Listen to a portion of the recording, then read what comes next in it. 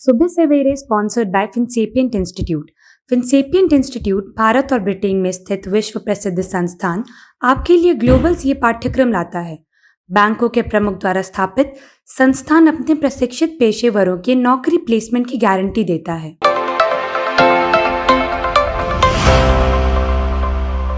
नमस्ते, मेरा नाम अमन शर्मा है और आप जनता जंक्शन का स्पेशल बुलेटिन सुबह सवेरे देख रहे हैं, जिसके माध्यम से हम आपको बिहार की 5 प्रमुख खबर बताते हैं।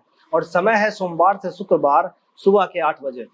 अपने पहले खबर के माध्यम से हम आपको ये बताने वाले हैं कि हमारे देश में कुछ ऐसे महान आत्मा वाले नेता हैं जिन्होंने कुदरत के नियमों को पलट कर रख दिया है। भले ही दुनिया में इस बात पर रिसर्च चल रही हो कि इंसान की उम्र को कैसे बढ़ाया जाए, लेकिन ये लोग ऐसे लोग हैं जिन्हें अपनी उम्र बढ़ाने के लिए किसी दवा की जरूरत है ही नहीं। ये लोग चुटकियों में अपनी उम्र बढ़ा भी सकते हैं और अपनी उम्र को घटा भी सकते हैं। इनमें से कुछ नेताओं ने ऐसा करिश्मा किया है कि 5 साल में इनकी उम्र 10 साल बढ़ गई है। वहीं कुछ नेताओं की उम्र 5 साल में 8 साल कम हो गई है। कुछ नेता ऐसे भी हैं जिनकी 5 साल में उम्र बढ़ी ही नहीं है, यानी ये लोग 5 साल पहले भी इसी उम्र के थे और 5 साल के बाद भी इसी उम्र के हैं। अब करिश्मे के पीछे का रहस्य समझिए। चुनाव का समय है, नामांकन भी शुरू हो चुका है और नामांकन में नेता लोग अपनी अपनी उम्र भी बता रहे हैं, लेकिन कुछ नेताओं ने कमाल कर दिया है। जैसे एक है बाढ़ सीट से वर्तमान विधायक ज्ञानेंद्र कुमार सिंह,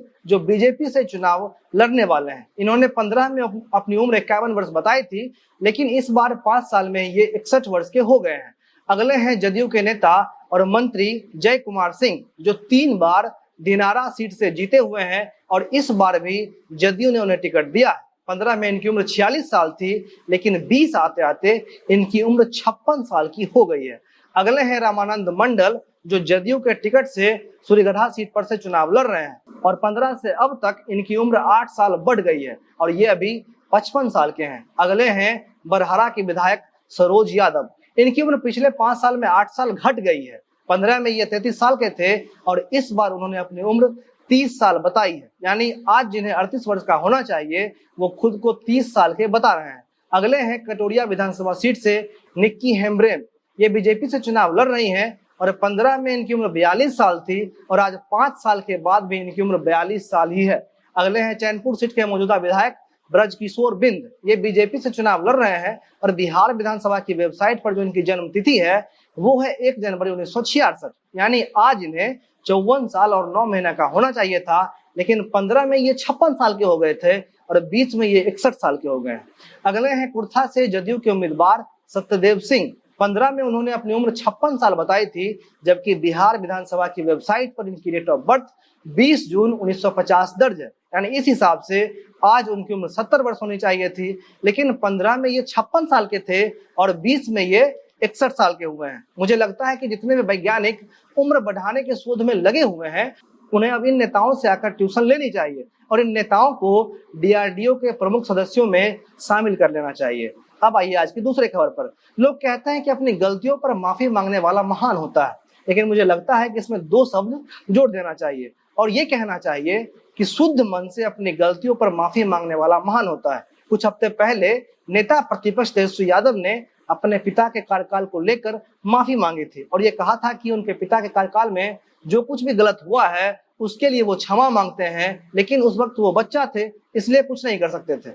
और इसी माफीनामे के साथ चुनावी मंच पर चढ़कर माफी मांगने का ट्रेंड सेट हो गया है। आज से 2 दिन पहले 12 अक्टूबर को जदयू के एक बड़े नेता ने जनता से हाथ जोड़कर माफी मांगते हुए ये कहा है कि अगर हमसे गलती हुई है तो हमको माफ करिए, लेकिन वोट हम ही को दीजिएगा। वहीं जदयू के एक केंद्रीय मंत्री ने कहा कि अगर विपक्ष की पार्टी सरकार में आ जाती है तब बिहार कश्मीर बन जाएगा और कश्मीर के सारे आतंकवादी बिहार में शरण लेना शुरू कर देंगे। उन्होंने कहा कि जिस आतंकवाद का कश्मीर में सफाया किया जा रहा है वो सब बिहार में आकर शिफ्ट होना शुरू कर देगा।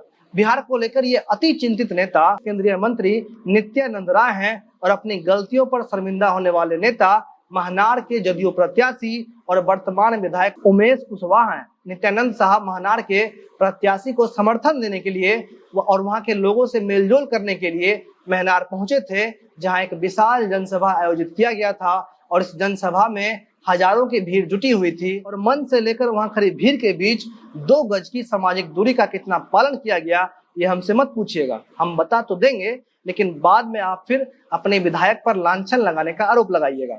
अब आइए आज के तीसरे खबर पर। कल महुआ से वर्तमान विधायक तेज प्रताप यादव ने हसनपुर विधानसभा क्षेत्र से चुनाव लड़ने के लिए नामांकन का पर्चा भर दिया है। नामांकन भरने के दौरान तेज प्रताप यादव के साथ उनके भाई तेजस्वी यादव भी मौजूद थे और इसकी जानकारी तेज प्रताप यादव ने अपने ट्विटर अकाउंट से दिया है। उन्होंने लिखा है कि बिहार के भावी मुख्यमंत्री भाई तेजस्वी यादव, ब्रैकेट में अर्जुन भी लिखा हुआ था, वो साथ लेकर 140 हसनपुर विधानसभा क्षेत्र से अपना नामांकन दर्ज कराने के लिए पहुंच चुका हूं। हसनपुर में तेज प्रताप यादव अपने भाई के लिए गुलदस्ता लेकर खड़े थे और गुलदस्ता लेन देन के बाद दोनों भाई रोसड़ा अनुमंडल पदाधिकारी के कार्यालय के लिए निकल गए। इस दौरान उनके समर्थक भारी संख्या में उनके पीछे पीछे चल रहे थे।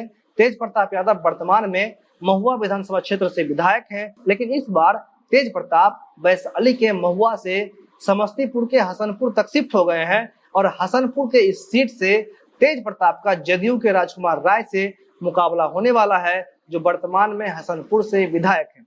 महुआ और हसनपुर ये दोनों जातिगत आधार पर यादव बहुल इलाके हैं, लेकिन फिर भी तेज प्रताप महुआ को छोड़कर हसनपुर इसलिए गए हैं क्योंकि एक बार ये बात का कयास लगाया जा रहा था कि जदयू उनकी पत्नी ऐश्वर्या राय को महुआ से चुनाव लड़वाएगी, क्योंकि तेज प्रताप के ससुर चंद्रिका राय कुछ वक्त पहले ही जदयू में शामिल हुए थे और इसीलिए जब ऐश्वर्या को वहां से चुनाव लड़वाने की बात हो रही थी तब तेज प्रताप ने महुआ से हसनपुर शिफ्ट होने का निर्णय लिया। हालांकि इस सीट से ऐश्वर्या को चुनाव लड़ने के लिए टिकट नहीं दिया गया है, लेकिन फिर भी तेज प्रताप यादव महुआ से हसनपुर शिफ्ट हो गए हैं। और कल नामांकन के दौरान जब तेज प्रताप यादव और तेजस्वी यादव रोसड़ा अनुमंडल पदाधिकारी के कार्यालय की तरफ जा रहे थे, उस वक्त उनके पीछे समर्थक एक जुलूस के रूप में चल रहे थे और इस बीच 2 गज की सामाजिक दूरी का कितना ध्यान रखा गया है वो आप इस तस्वीर के माध्यम से देख सकते हैं। अब आइए आज के चौथे खबर पर। नीतीश कुमार भले ही कोरोना काल में अपने घर से बाहर नहीं निकले हों, लेकिन अब जब चुनाव का समय आ गया है तो उन्होंने बिहार में घूमने का निर्णय किया है। पिछले 2 दिनों से लगातार नीतीश कुमार वर्चुअल रैली कर रहे थे, लेकिन अब नीतीश कुमार ने ये कहा है कि वो बीच बीच में लोगों से मिलने के लिए भी निकलेंगे और आज से ही वो लोगों से मिलने के लिए निकलने भी वाले हैं। कल नीतीश कुमार ने अपने वर्चुअल रैली के माध्यम से अलग अलग जिले की 11 विधानसभा क्षेत्रों को संबोधित किया और इस दौरान उनके साथ जल संसाधन मंत्री संजय झा और जदयू के वरिष्ठ नेता ललन सिंह भी मौजूद थे और इन तीनों ने मिलकर अपने कामों को भी गिनाया और विपक्ष पर जोरदार हमला भी बोला। नीतीश कुमार ने इशारों ही इशारों में तेजस्वी यादव पर हमला बोला। तेजस्वी ने कुछ दिन पहले ही ये कहा था कि उनकी सरकार जब बनेगी तो पहले कैबिनेट बैठक में ही वो 10 लाख युवाओं को रोजगार देंगे। नीतीश कुमार का इशारा इसी बयान पर था और उन्होंने कहा कि कुछ लोगों को पता नहीं है कि क्या होना है और कैसे होना है, वो बस बोल दे रहे हैं। नीतीश कुमार ने कहा है कि दुनिया में ऐसा कौन सा देश है या जिला है जहां सबको सरकारी नौकरी मिल गई है और ये संभव भी नहीं है।